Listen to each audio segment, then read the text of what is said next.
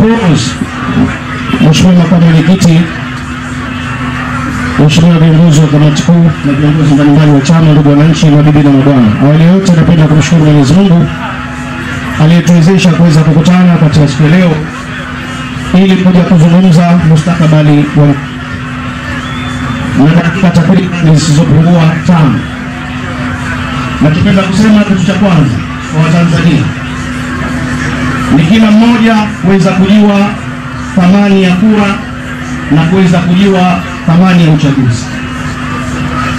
Kwa utaratibu wa katiba yetu ya nchi tumekubaliana kwamba kila baada ya miaka 5 tutakuwa tunafanya uchaguzi mkuu. Lakini uchaguzi unafanyika kwa kupitia katika kura, sanduku la kura. Uchaguzi au kura yako ndio inayohitajika kuweza kufanya mabadiliko na kuleta maendeleo ya kweli katika nchi hii. Kuna watu wako magerezani, wengine wamefungwa kwa dhulma kwa utawala huu wa Chama cha Mapinduzi. Mategemeo yao ni kuweza kusimika serikali itakayoweza kusimamia haki ili waweze kusimamiwa katika haki zao na hatimaye waweze kutoka madarakani, waweze kutoka magerezani. Inategemea uwepo wa kura yao.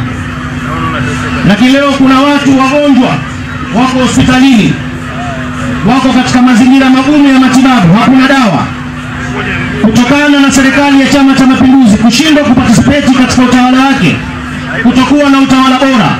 Maana yake hawa waliokuwa kwa ICU wanategemea wewe Mtanzania wa kawaida uweze kuwapelekea viongozi watakaokuwa na huruma na hatimaye waweze kutizamwa katika matibabu yao na warejee katika hali ya kawaida katika uraia. Hii ni thamani ya kura yako.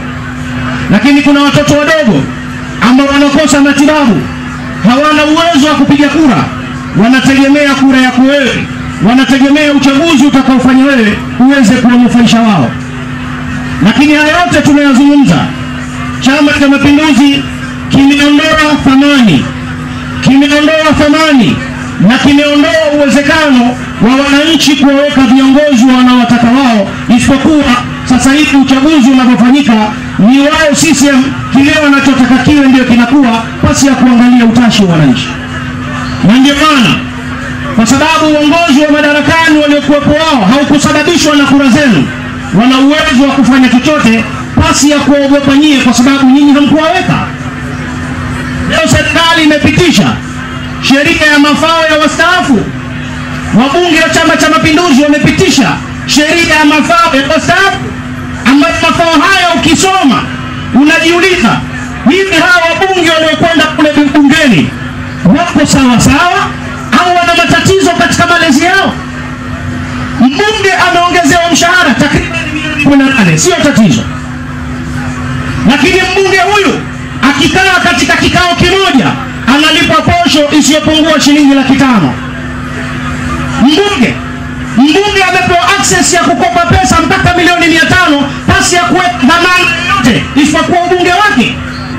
Lakini mbunge anapoingia bungeni anapewa bima ya very important person, bima ya kwenda kutibiwa katika hospitali zenye akili, sio hospitali za kienda wazimu. Hospitali ukiingia mashuka yananuka ushuzi si ushuzi, mavi si mavi, sio hospitali hizi. Mbunge anatibiwa katika hospitali yenye akili. Lakini zaidi ya yote, wakisha staafu mbunge anapewa milioni 250 on cash. Anastaafu leo, anatoka nje anapewa pesa yake on cash. Lakini katika jamii yetu ya watu maskini tuna mapolisi. Mapolisi nyinyi mnashirikiana sana na Chama cha Mapinduzi katika uibaji wa kura na kutuhujumu sisi wapinzani. Lakini nyinyi katika hali ya kicha ni wapimba macho wenzetu, ni masikini wenzetu. Mimi na askari pale nyumbani kwangu nina kiduka, anapenda kuja kukopa kila siku, anaambia kulipa mwisho wa mwezi. Sasa kumwambia mimi naye kwamba wewe bwana nao mnatuibiaga kura, naogopa kwa sababu ndio siwezi. Lakini akipata ujumbe huu yule kwanza na mwisho vile vile kuja kukopa kwa sababu mnatupiga. Halafu upigaji wenu basi hamna nidhamu. Sisi tunawatetea nyie. Kama imefikia pahala kazi zenu ni lazima mtupige, basi mtupige kistaa. Kwamba unashukuru unanigonga wewe, hebu kimbia bwana, acha ubwege utakufa. Mimi nikimbie, wewe rungu ndani ya nyuma namna ikaa tuna ugonjwa wakati tunakutetea nyie.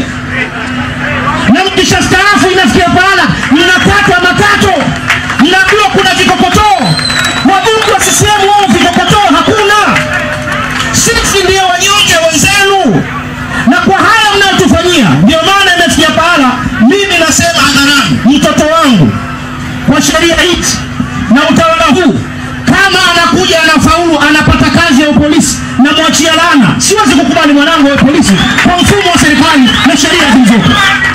Sasa sisi Chama cha Demokrasia na Maendeleo Chadema tunasema kwamba bila ya kufanyika kwa reforms za kweli katika Tanzania hii, uchaguzi hauwezekani. Na chama mbadala kinachoweza kuleta mabadiliko ya kweli katika Tanzania ni chama dume, Chama cha Demokrasia na Maendeleo Chadema. Ndugu zangu, mkutano wa leo si mkutano wa kwangu,